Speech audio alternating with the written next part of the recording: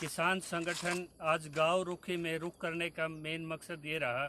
यहाँ पे जयपाल नाम के किसान, आपने पीछे से हमने कैमरे से दिखाया है, ये एक रेलवे की क्रॉसिंग का रास्ता है जिससे 3 साल से हमारे साथी यहाँ के सरपंच बार बार लिखित कार्रवाई करते रहे, रेलवे के अधिकारी मौका मुआयना करते रहे, लेकिन इसमें आज तक पानी नहीं निकला। रात्रि को जब इतने तंग रास्ते से आप देखोगे 9 इंच के इस रास्ते से ग्रामीणों को जाना पड़ता है, किसान का पैर फिसल गया और उसकी 3 दिन के बाद शव उसका यहाँ पे मिला। और ये उनके पिताजी हैं मेरे साथ, इंदर सिंह जी, इंदर सिंह, जिनके पास इकलौता एक वो बेटा था, जिनके 2 पौत्र हैं, इनके पास आजीविका का कोई सहारा नहीं।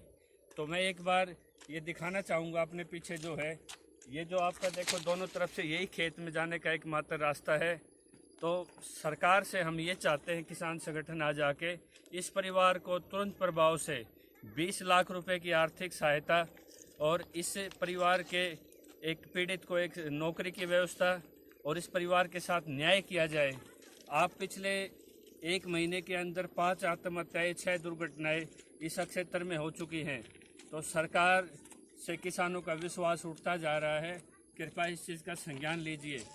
और ये जब बार बार रेलवे के संज्ञान में है, सरकार के संज्ञान में है, तो किसानों की लाशों पे आप चुपचाप से सफ़र करके 2019 की यात्रा नहीं कर सकते। अगर आपने 1 हफ्ते के अंदर इस समस्या का हल नहीं निकला और इस परिवार को कोई मदद नहीं मिली, तो पूरे हरियाणा के किसान संगठन यहाँ पे एकजुट हो जाएंगे और इस सरकार की ईंट से ईंट बजा देंगे। किसान की जान को आप इतना सस्ता ना समझें। जय जवान जय किसान।